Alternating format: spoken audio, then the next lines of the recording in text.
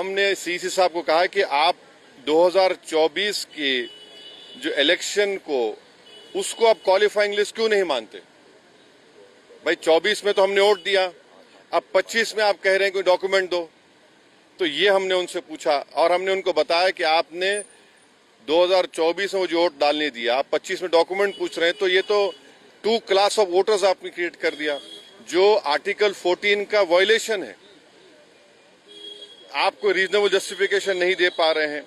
और एक बात हमने उनके सामने कही कि ये जो भी एक्सरसाइज उन्होंने किया है इसका कोई लॉ से नहीं निकल रहा है, it is purely N administrative law के तहत किया, तो इसका भी मैलाफाइडे उसमें होता है। और आखिर में हमने उनको बताया कि सुप्रीम कोर्ट का एक जजमेंट है जिसमें हमारे पहले रिप्रेजेंटेशन में हमने जिक्र किया था, जो 2005 का सुप्रीम कोर्ट का जजमेंट है, जिसमें सुप्रीम कोर्ट ने साफ तौर पर कहा लाल बहा हुसैन में कि the misuse of powers by ERO to disenfranchise electors, possibility of time effective judgement of ERO जो यहाँ पर हो सकता है, and consequence of having one name included in the previous electoral roll.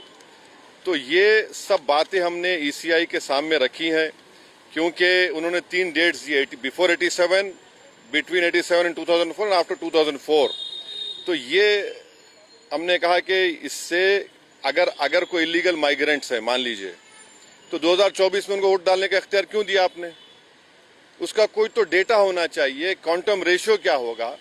तो ये सब बातें हमने ईसीआई के सामने रखी। हमने उनसे भी ये रिक्वेस्ट किया कि खास तौर से जो बिहार का फ्लड इफेक्टेड एरिया है वहाँ के एडमिनिस्ट्रेशन को ऑर्डर दें कि जो लोग अपने डॉक्यूमेंट्स के लिए अप्लाई कर रहे हैं उनको फौरन दें। और हमने उनसे कहा कि सर ये एक्सरसाइज आप गवर्नमेंट टू गवर्नमेंट कर सकते थे, ईसीआई विद गवर्नमेंट, के भाई बताओ क्या है, कितने डॉक्यूमेंट्स है, नहीं है।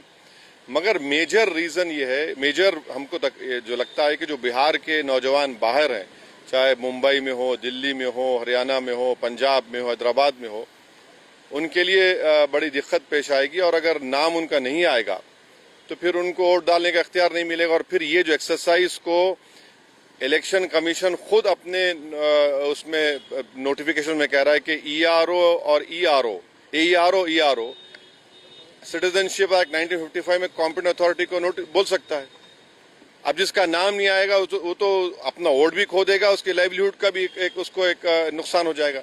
तो ये सब बातें हमने उनके सामने रखी। बहुत देर तक हमारी मीटिंग हुई।